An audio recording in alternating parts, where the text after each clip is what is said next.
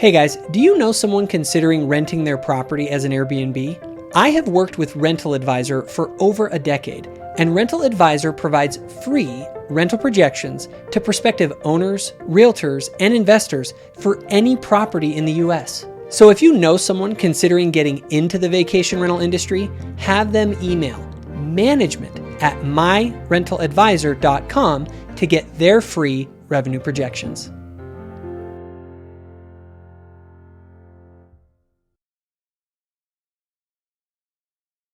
So several years back, Elder Corbridge of the 70 was given an assignment to study essentially all the material that's antagonistic to the church that's out there.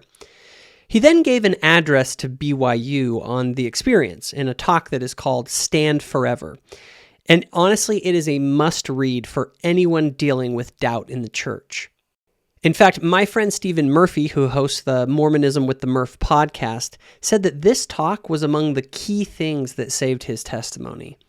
What I found most interesting about this talk was that Elder Corbridge came up with the exact same notion that I did about resolving my own faith issues. He spoke about what he called primary questions and secondary questions. And this notion is essentially the same as my notion about the 3 levels of conversation that I went through in my faith remodeling experience.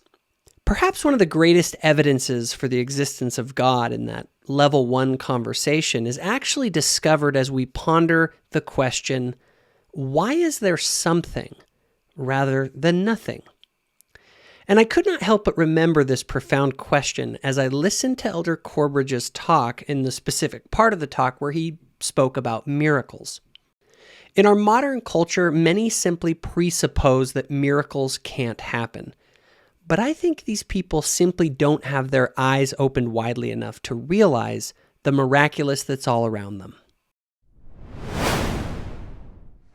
We may all be taken back from time to time by the extraordinary, such as walking on water, multiplying bread and fish, raising the dead, translating gold plates with special lenses or a stone in a hat, and the visitation of angels.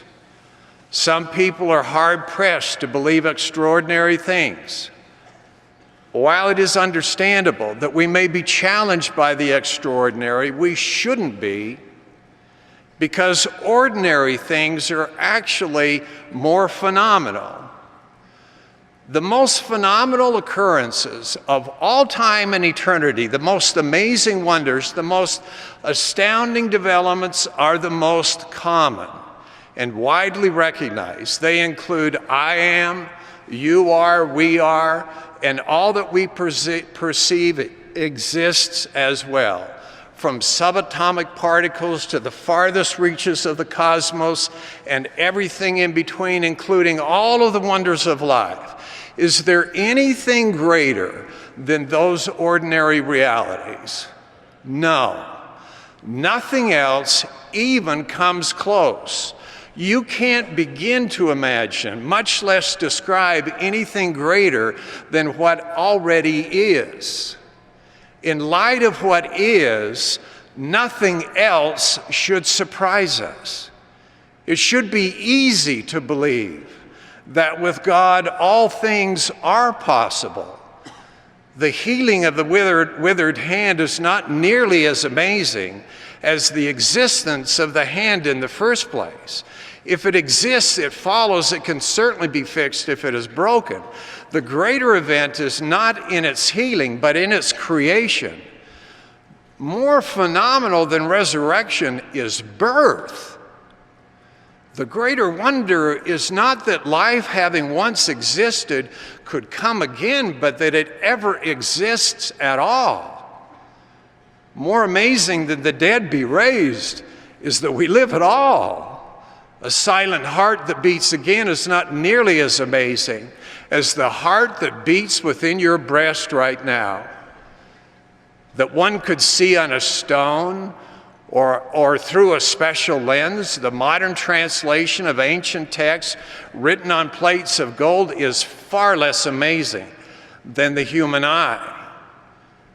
The wonder is not what the human eye may see, rather that it sees anything at all. How can you believe in extraordinary things, such as angels and gold plates and your divine potential, easy? Just look around and believe. But my point is, an atheist would say we're equivalent, we're all stardust, but animals don't think about these type of things we're talking about, right? Never in a million years could an animals do this. So here's, right now, let me throw this one down. So this is one that I thought about, and I've realized it's one that people ignore. Have there ever been animals sort of similar to house cats in the great history of the eons of our planet? Yes. Saber-toothed cats and other things like that. Have there been creatures out there, sort of like giraffes, somewhat comparable? Yes. Has there ever been a creature that flew to the moon? Has there ever been a creature that created the Sistine Chapel? Has there ever been anything even remotely like human beings? Like even close? Because I'll tell you what, they'll say we're animals. We're the weirdest freaking animals ever. Because there's been a lot of animals, and guess what most animals did? They did animal stuff. They pooped and they ate and they lived and they walked around and then they died and then they had some babies or whatever. Not in that order. But that's all they did, right? Mm-hmm. They did animal stuff. That's my point. We're on a different level. We are the most, and what's really crazy is this.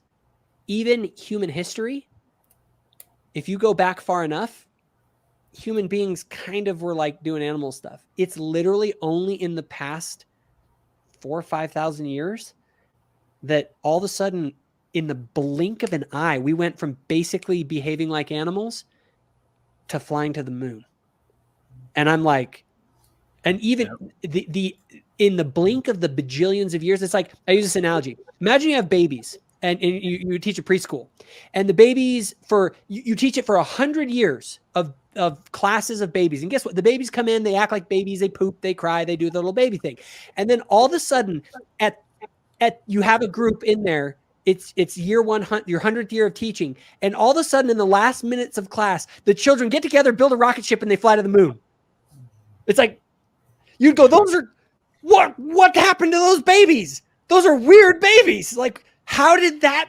But then you got people that are being, no, they're just babies. They're just babies. Human beings. We're just animals. We're just animals like all the rest. Let me make sure I'm understanding you correctly. You're saying that an atheist would say the Earth is 65 billion years old, or however many billions a year. Humans have been around for billions of years, or some, what are they called?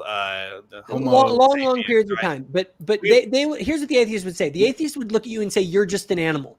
And I'd look at them and say, I am the weirdest freaking animal that has ever existed.